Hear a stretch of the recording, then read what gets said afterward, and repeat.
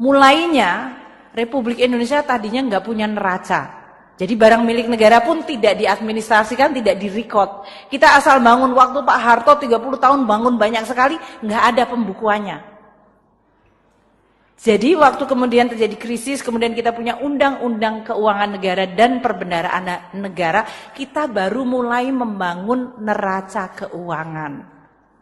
Disitulah baru kita mulai muncul, oh mari kita membukukan dan merekod. Pertama mengadministrasikan, masukkan dulu dalam buku. Karena dulu sering sekali, saya nggak tahu, Anda semuanya mahasiswa masih sangat muda.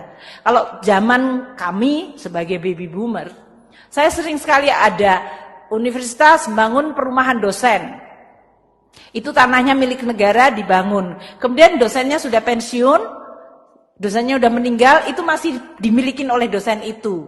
Tanpa kejelasan apakah barang itu dihibahkan atau tidak. Sehingga di universitas masih masuk dalam pembukaan universitas, tapi sebetulnya ini sudah dipakai oleh dosen dan anak cucunya. Itu banyak sekali barang milik negara. Belum lagi kalau dulu tanah-tanah. Kalau menterinya lagi seneng, oh saya kepingin jual tanah, saya jual tanah saja. Karena dulu nggak pernah ada pengadministrasian.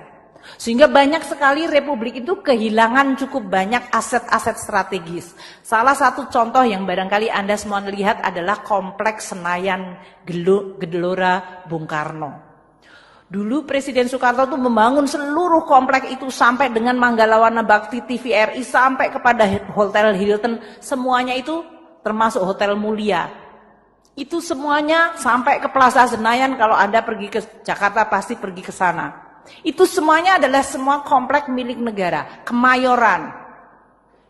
Karena tidak pernah dibukukan, suatu saat terjadi tadi kerjasama, tiba-tiba swasta sudah punya title.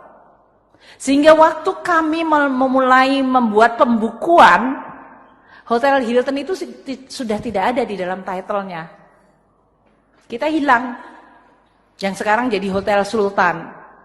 Hotel Mulia itu kita harus fight banyak sekali untuk bisa bahwa title-nya tetap punya pemerintah, tapi kerjasamanya boleh swasta. We are losing quite a lot of significant position, lokasi. Hanya karena dulu Republik ini nggak punya buku, nggak punya neraca.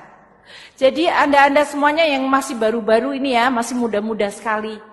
This is what I call it revolusinya Indonesia. Tidak dengan mungkin berdarah-darah, tapi perubahan fundamental waktu Republik pertama kali membuat neraca adalah merupakan demarkasi penanda bahwa Republik zaman, kalau orang Indonesia bilang jahiliyah, zaman sebelum itu diatur dan sekarang Republik sekarang sudah diatur. Apakah gampang? Sangat tidak gampang. Dan saya adalah Menteri Keuangan yang pertama kali, Pak Hadian